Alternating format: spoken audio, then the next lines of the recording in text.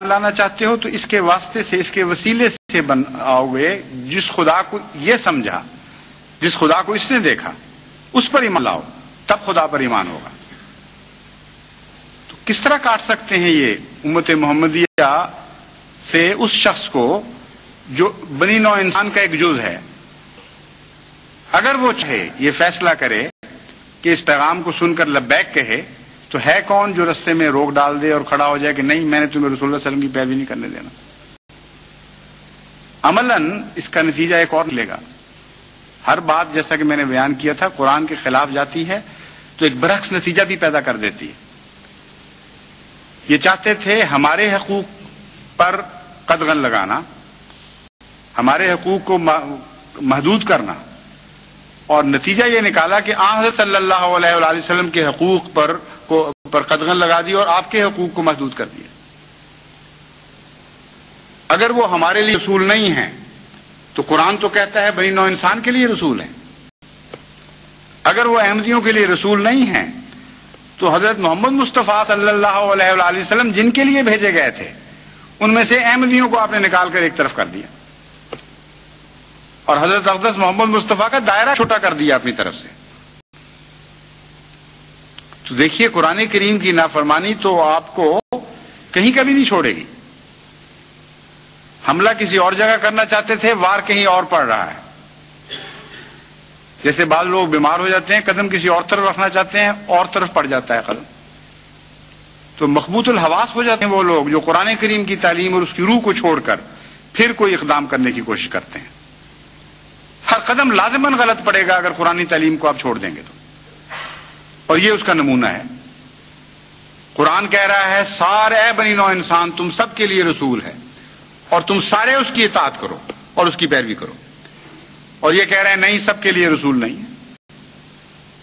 جن کو ہم غیر مسلم قرار دیں ان کے لیے محمد رسول اللہ صلی اللہ علیہ وسلم رسول نہیں ہیں، اور اگر وہ پیروی کریں گے قرآن کے بیان کے مطابق تو ہم ان کو قتل کریں گے۔ گویا کہ کچھ قتل کرنے والے اس جرم میں قتل ہو رہے ہوں گے کہ سچ رسول اکرم صلی اللہ علیہ وآلہ وسلم کی پیروی کر رہے تھے، اور یہ سارے جرم قرار دینے پڑیں گے۔ سیرت کے اوپر پہلے مضمون تیار ہوگا کہ یہ باتیں ہیں جو سیرت کا حصہ ہیں، اور اول سے آخر تک سارے جرائم بن جائیں گے ان کے لیے جن کو یہ غیر مسلم سمجھتے ہیں۔ یعنی سیرت کی دو شکلیں بن جائیں گی۔ یہی سیرت بالکل بنی نوع انسان کے حقوق سے تعلق رکھنے والی سیرت، بعض لوگوں کے لیے نیکی اور بعض لوگوں کے لیے جرم۔ تو کسی پہلو سے بھی کوئی عقل کی بات ایسی نظر نہیں آتی جس کے یہ پیچھے پڑے ہوئے ہیں۔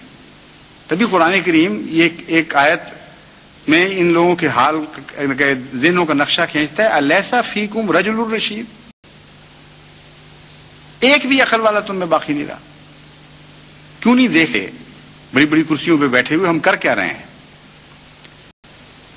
بہرحال جہاں تک جماعت احمدیہ کا تعلق ہے وہ تو حضرت اقدس محمد مصطفیٰ صلی اللہ علیہ وآلہ وسلم کا دامن نہیں چھوڑے گی۔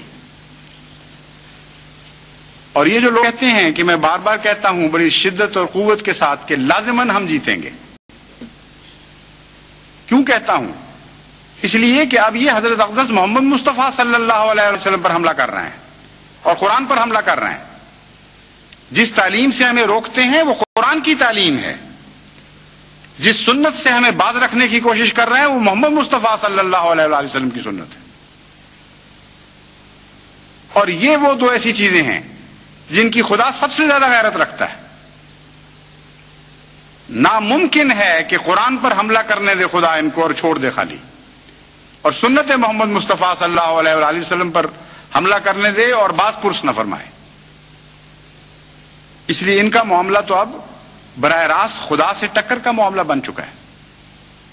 جہالت کی حد ہے کہ قرآنی تعلیم پر عمل کرو گے تو ہمیں غصہ آئے گا، حضرت صلی اللہ علیہ وآلہ وسلم کی غلامی کا دم بھرو گے تو ہمیں اتنی تکلیف ہوگی کہ جب تک تمہیں مار نہ لیں، تمہیں قتل نہ کر لیں، تمہیں انسانی حقوق سے محروم نہ کر لیں، ہمارا سینہ ٹھنڈا نہیں ہوگا۔ یہ شکل بن چکی ہے اب۔ تو اللہ فضل فرمائے جو قوم کی موجودہ حالت ہے یہ بہت ہی خطرناک ہے، اور مظالم میں بڑھتے چلے جاتے ہیں، رکتے نہیں ہیں کسی جگہ۔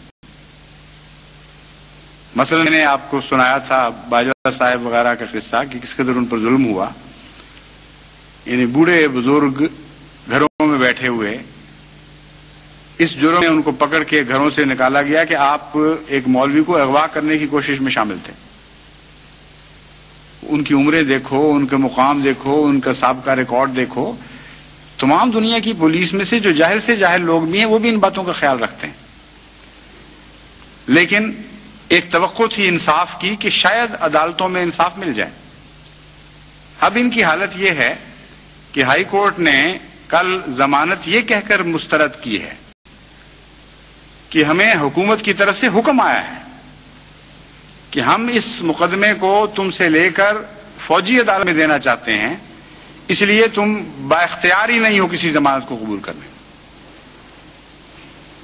یہ صاف معلوم ہوتا ہے کہ اس مقدمے میں کچھ بھی نہیں ہے، جھوٹ ہی جھوٹ ہے.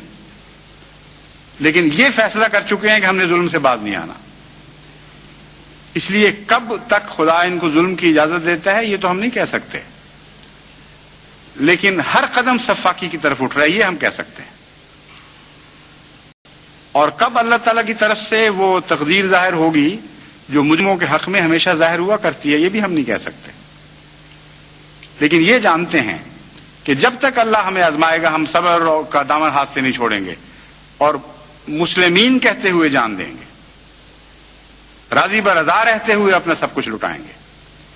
ایک بھی ایسا احمدی نہیں ہوگا انشاءاللہ تعالی جو خدا تعالیٰ پر شکوہ کرتا ہوا مر رہا ہو.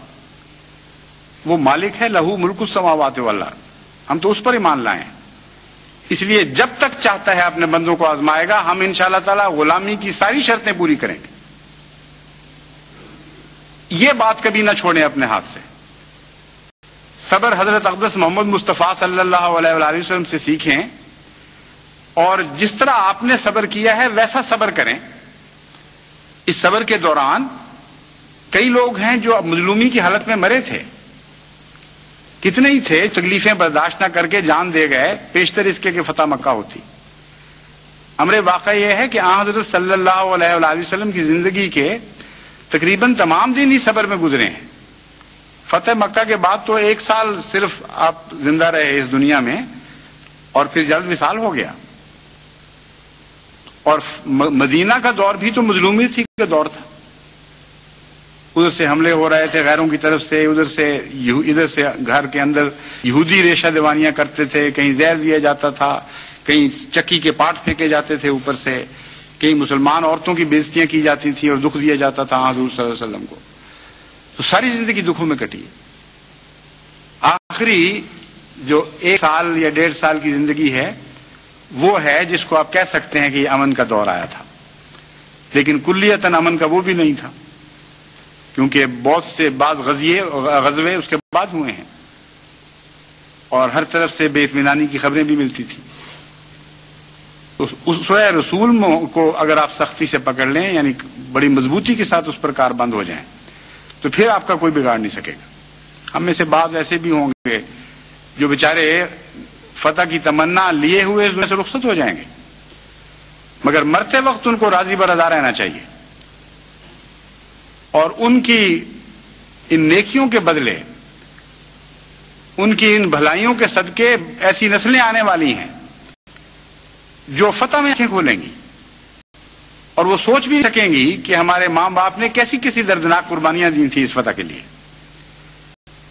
اس لیے یہ تو بہرحال ہوگا کہ جس شخص نے قرآن پر ہاتھ ڈالا ہے وہ لازماً ہاتھ کاٹا جائے گا.